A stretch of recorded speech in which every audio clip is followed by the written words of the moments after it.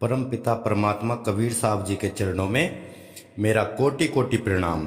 सभी भगत भाइयों को मेरा साहिब बंदगी सतनाम।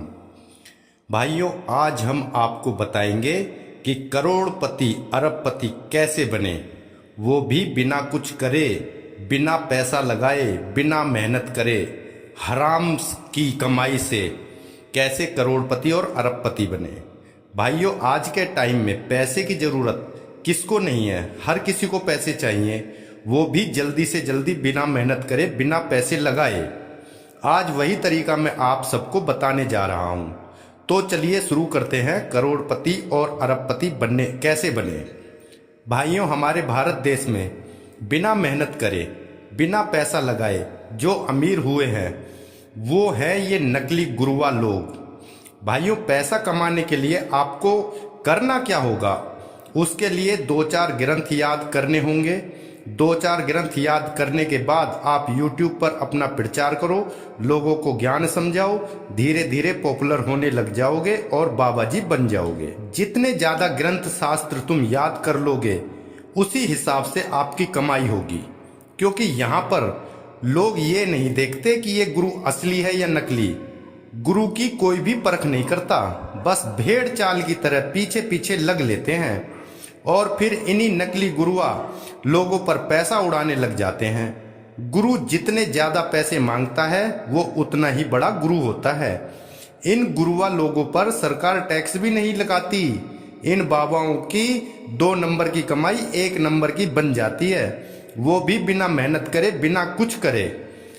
आपने देखा होगा कि ये जितने भी कथावाचक बैठे हैं ये सिर्फ ग्रंथ पढ़कर ही कथा करते हैं। और कई कथावाचक तो ऐसे हैं भाई जो एक कथा करने के 1-1 लाख रुपए तक ले लेते हैं। कोई 2 लाख ले लेता है, कोई 3 लाख लेता है, कोई 5 लाख लेता है। और कई मूर्ख लोग तो इनको भगवान तक मान लेते हैं। क्या मानते ही हैं भाई।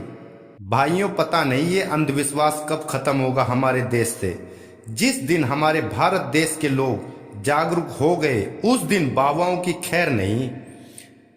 तो देखा मेरे प्यारे भाइयों, जिसको बिना मेहनत करे 1 नंबर की कमाई करनी है वो गुरु बन जाओ, फिर आपके कदमों में पैसा ही पैसा होगा।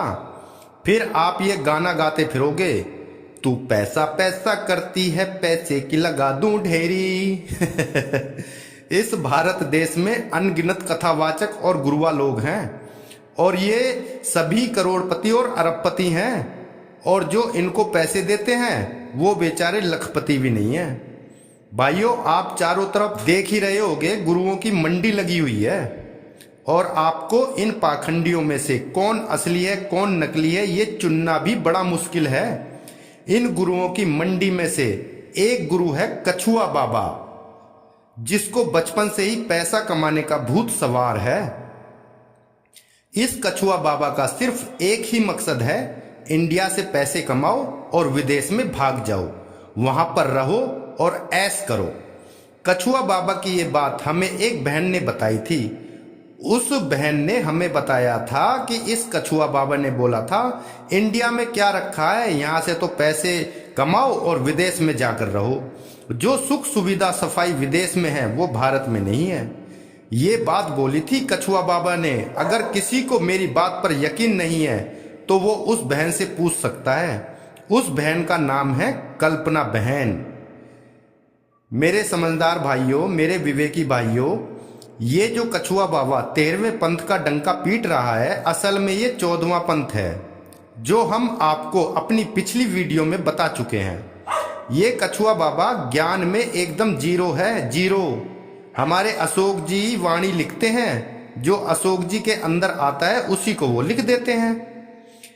और ये कछुआ बाबा उन वाणियों को शेर और शायरी बताता है, बोलता है ये वाणी नहीं है, ये तो शायरी है। और आजकल ये कछुआ बाबा उन्हीं शेर और शायरों के अर्थ समझा रहा है अपनी लाइफ में अपने शिष्यों को। अशोक जी ने एक वाणी लिखी थी, 16 गुणों में मेरा मन राजा, सूरत करे सब मन के काजा, ज्ञान विवेक सब मन में लगा, मन सोया और मन ही जागा। ये वाणी अशोक जी ने लिखी थी और ये कछुआ बाबा इस वाणी का अर्थ करने पर लगा हुआ है। इसकी अपनी खुद की कोई वाणी नहीं है। ये ऐसे ही दूसरों की वाणी चुरा चुरा कर बकसंग करता है। और ये वाणी हमने कब की यूट्यूब पर चढ़ा रखी है। इस वाणी का लिंक मैं डिस्क्रिप्शन बॉक्स में डाल दूंगा, वहां पर देख लेना आप सभी कि ये कछुआ बाबा कैसे अशोक जी की वाणियों को चुरा चुरा कर बकसंग करता है। इसको कहते हैं असली थुक चट्टू, जो दूसरों का ज्ञान चुराता है। ये कछुआ बाबा शुरू से ही अशोक जी का ज्ञान चुराता हुआ आया है। अशोक जी का ज्ञान चुराकर आज ये अपने आप को सबसे ऊपर वाला जो गुरु है वो मानकर बैठ गया। पहले ये अशोक जी की वाणियों को शेरो शायरी बोलता था, और अब उन्हीं शायरियों के अर्थ भी अपने जो शिष्य हैं उनको समझा रहा है। अपने मतलब की बात ये तुरंत निकाल लेता है, चाहे कहीं से भी निकालनी पड़े। बताओ भाइयों, ये कछुआ बाबा कितना मतलबी है। पहले बोलता था ये शेर और शायरी हैं, अब वो शेर और शायरी ये शेर और शायरी इसे बाणी नजर आने लग गई। पहले बोलता था ये शेर और शायरी हैं, अब वो शेर और शायरी इसे बाणी नजर आने लग गई।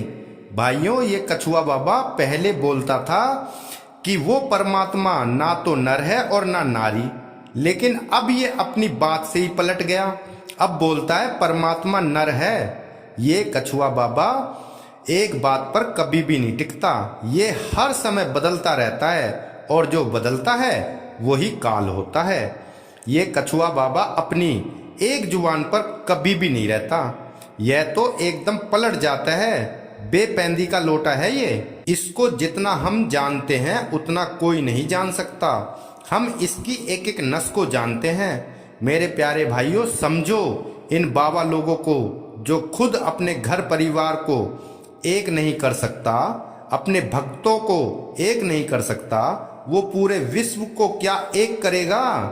इस कछुआ बाबा के घर वाले तो इसको गुरु भी नहीं मानते, और डंडोरा पीट रहा है सत्य ज्ञान का, और बोलता है कि मैं ही सच्चा गुरु हूं। झूठ को डिंडोरा पीटने की जरूरत पड़ती है भाइयों, सत्य कभी डिंडोरा नहीं पीटता। भाइयों, अब आप लोग ही देखो झूठ कैसे डिंडोरे पर डिंडोरा पीटता जा रहा है। भाइयों, अपना विवेक जगा लो, जितना जल्दी हो सके उतनी जल्दी इसके चंगुल से निकल जाओ, वरना 84 में धक्का देने के लिए इसने पूरी तैयारी कर रखी है आप लोगों को। सार शब्द के नाम पर बेच दिया सब ज्ञान, संतों की वाणी पर खुली हुई है सब दुकान। सेवादार सब बन के रहे, बनो ना कोई गुरु घंटाल, एक दिन पकड़ी जाएगी गुरुआ लोगों की सब चाल। भाइयों, इस नकली गुरुआ ने तो हद ही कर दी। उदाहरण भी क्या दे रहा है पितामह भीष्म का, कि अपने गुरु से युद्ध करोगे तो कीड़े पड़ेंगे, बाणों की सैया पर लेटना पड़ेगा। भाइयों, सबसे पहले मैं इसी को बताना चाहता हूं कि ये कछुआ बाबा इतना उछल रहा है, इस कछुआ बाबा ने भी तो अपने गुरु से युद्ध करा था। इस कछुआ बाबा ने तो अपने गुरु को कुत्ता गधा तक बोला है। इस कछुआ बाबा को बोलने की भी तमीज नहीं है कि बोला कैसे जाता है, और अपने आप को बोलता है कि मैं सबसे बड़ा गुरु हूं। आज दिखाएंगे कि ये कितना बड़ा गुरु घंटाल है, जिसको बोलने का भी नहीं पता, और वो ज्ञान दे रहा है सतनाम का। लोग भी पता नहीं क्यों इसके जाल में फंस जाते हैं। ये कोई गुरु नहीं है, ये सारे कथावाचक हैं। जो ग्रंथ शास्त्रों में लिखा है वही तुम्हें सुना देते हैं, और गुरुआ बनकर ये बैठ जाते हैं। भाइयों, जो ये शास्त्र पढ़कर आपको सुनाते हैं, लगभग वो कथाएं सभी ने सुनी हैं, लेकिन फिर भी इन नकली कथावाचक और गुरुओं के चक्कर में तुम लोग क्यों पड़ जाते हो।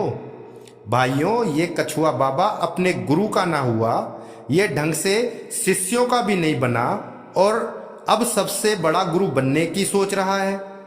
सबसे बड़ा गुरु इसको हम बनाएंगे, क्योंकि हम भी इसी के चेले हैं। इसकी एक एक नस जानते हैं कब कौन सी दवानी है। इसने अपने गुरु को मच्छंदरनाथ बना दिया, अपने गुरु की आज्ञा में नहीं चला, अपने गुरु भाइयों को नशेड़ी भंगेड़ी तक बना दिया इसने। और हाँ, इसने एक बात और बोली थी कि आजकल तो ट्रेंड चल रहा है कि नाम दीक्षा लो और फिर बोल दो कि हमारा इस गुरु से कोई लेना देना नहीं है। मेरे प्यारे भाइयों, मैं यहाँ पर आपको बताना चाहता हूँ कि जो जैसा करेगा वो वैसा भरेगा। ये कछुआ बाबा खुद अपने गुरु से नाम दीक्षा लेकर चला गया और बाद में बोलता है मुझे तो खुद से ही ज्ञान हुआ है।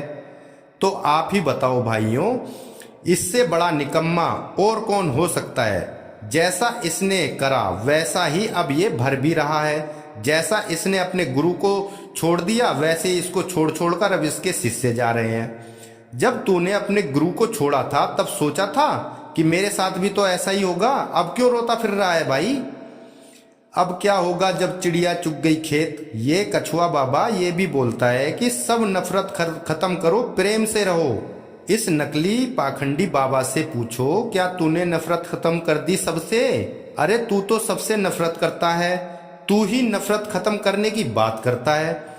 नफरत में तू सबके चैनल बंद करवाता फिरता है। नफरत में तू कॉपीराइट देता है। नफरत में तू ब्लैकमेल करता है। नफरत में तू धमकी तक देता है। कछुआ बाबा, तेरी सारी धमकी के तोड़ हमारे पास हैं।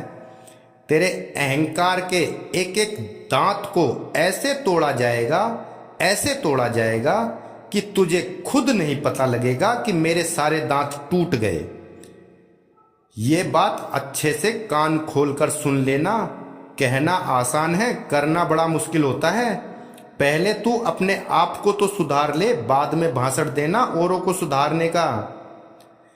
तेरे गुरुदेव ने तो तुझे नंगा करके ही छोड़ रखा है। तेरी लंगोट तक उतार रखी है तेरे गुरुदेव ने, फिर भी तेरे को शर्म लिहाज नहीं है। बाकी कसर पूरी हम कर देंगे। पूरे विश्व को एक झंडे के नीचे लाने के लिए हम तेरे साथ हैं। ठीक है, ध्यान रखना इस बात को। तो इसी के साथ सभी भाइयों को मेरा साहेब बंदगी सतनाम, सतनाम।